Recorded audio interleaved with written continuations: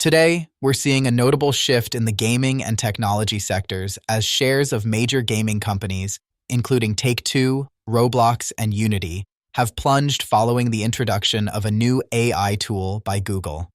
This market reaction reveals growing investor concern about how rapidly advancing AI capabilities can disrupt existing business models and competitive dynamics in gaming. Google's AI tool promises to enhance game creation and player interaction through advanced automation and intelligence, potentially lowering development costs and changing how games are experienced by users. For gaming companies, this means an urgent need to adapt and integrate AI technologies to stay competitive. Investors are already pricing in the long-term impact of AI-driven innovation on this sector.